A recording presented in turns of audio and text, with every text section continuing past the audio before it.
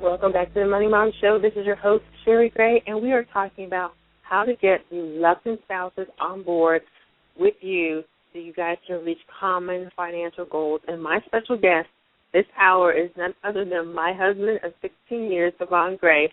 And we talked about at the top of the hour, I had so many things going on today with us. We had an argument, we made up, and I'm like, and how many of you know when you have an argument with your spouse, the last thing you want to talk about is working with your spouse on the radio. Wow. But we worked through it, and we apologize to one another. So we're here today. And even at the top of the hour, I kept hearing feedback, and I was thrown off. But that is not going to work. That is a trick of the enemy. We are going to talk about this very, very important topic. Now, before we go into talking about getting reluctant spouses on board to reach your common financial goals, every show I always have a giveaway. And for this hour, for the listeners, we are giving away, or I should say Davon is giving away, because he is a leadership speaker, but he's going to give away a Visionaries Investing in Purpose goal-setting plan. He calls it the VIP goal-setting plan. And to enter to win, you simply email the word VIP to DavonGray@generationlead.org.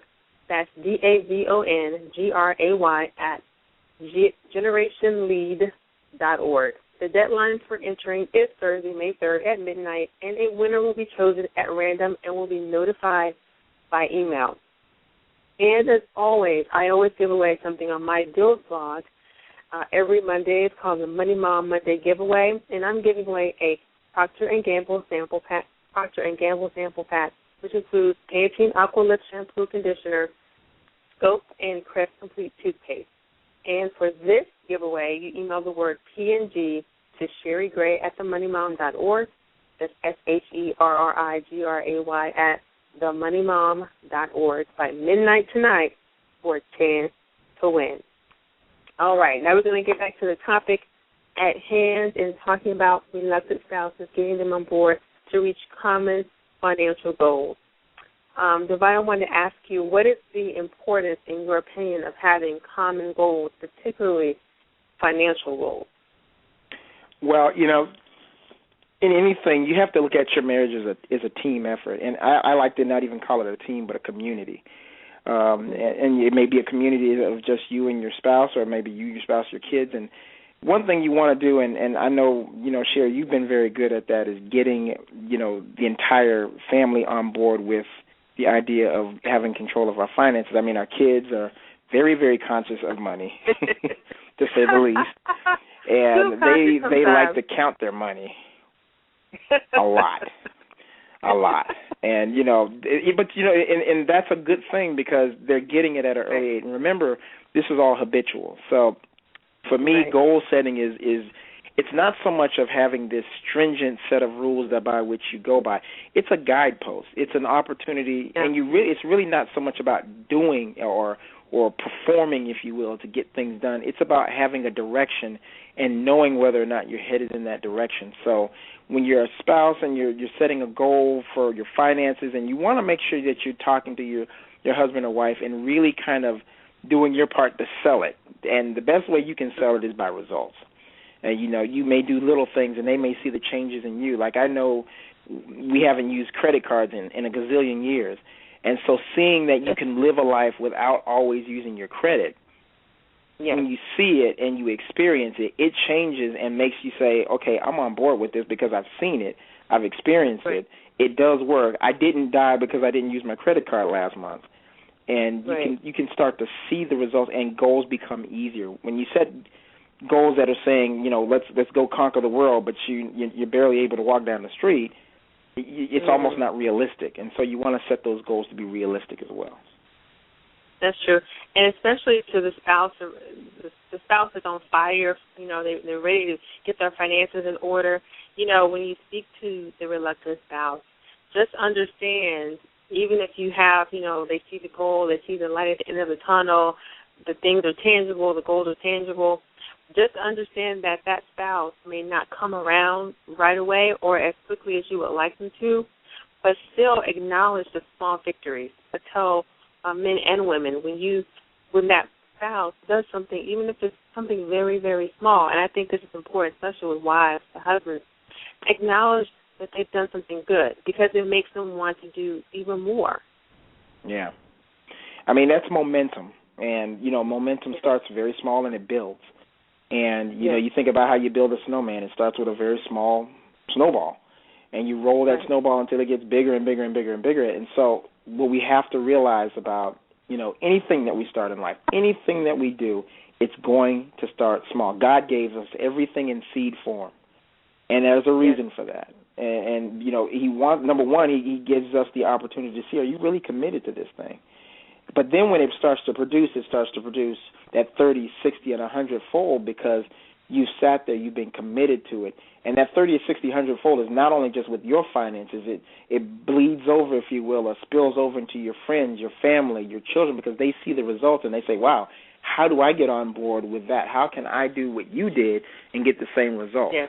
And that's kind of where that comes from. And that's legacy. That's what I always tell people. That's financial legacy. Our money isn't just about us. It's about how we can help ourselves, our families, of course, give the God first. But it's also how we use our money to impact the community around us so that people will look at us. People look at us as Christians, as believers, and want to do what we did. The saddest thing that I can think of is when there is a natural disaster, when there's something happening, when people are hungry, and we as believers should be the first one in line to be able to help people, but unfortunately we are some of the brokest people around because we haven't taken the time to study God's Word when it comes to our money, when it comes to our finances, and even when we do know the right thing to do, we don't do it because I always say sticking to your financial goals is not complicated. Sometimes hard, but always worth it. It's difficult. Everybody can't do it because it is a sacrifice. Not to say that you can't still have fun and do things, but there is a level of sacrifice that everyone is not willing to make. And going back to what we're talking about, the importance of having common goals for couples, especially financial ones, I think one of the saddest things is when the husband or the wife has handled everything with the finances and their spouse has no idea, and that person who handled all the money dies, they pass away, and the remaining spouse has no idea what anything is. They don't know they're lost. They're completely lost.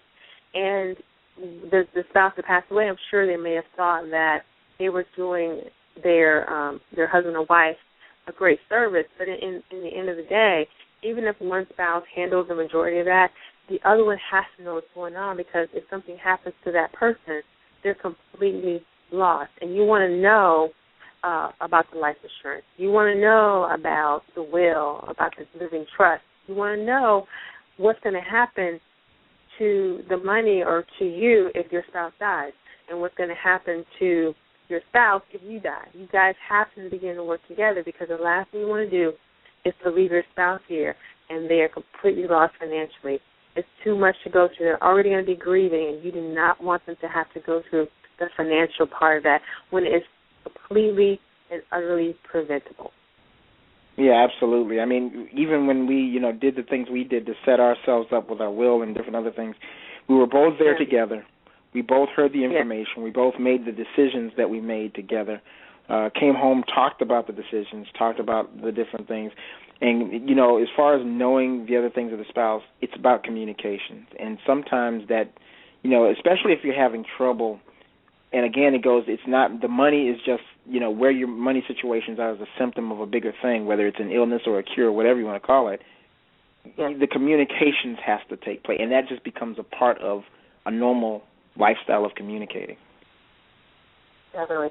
And I also have seen where a husband and wife have been married, they get divorced, the husband and wife remarried, but they still have their first spouse on their insurance policy, and it wasn't because it was intentional or anything like that. It's because they really just never thought about it. When you set things up like that, life insurance it's kind of out of sight, out of mind. So it's so important again for spouses to work together and to know what's going on in one another's finances, because you definitely don't want to be surprised in the area. Yeah, absolutely. And I look at you brought up the D word there. I look at with most people in the society we live in right now, the divorce rate's still over.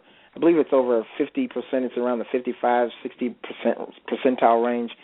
And when you have that kind of a high percentage of divorce, that automatically, with many different marriages, creates that automatic distrust. I mean, even people get married with the idea of having a prenuptial agreement. I mean, it's basically gotten to the point where we get married thinking about not staying together, and because of that, there is that distrust when it comes to the financial side, because when a divorce happens, that's the first thing you've got to start divvying up: property, land, things like that, almost even before the children.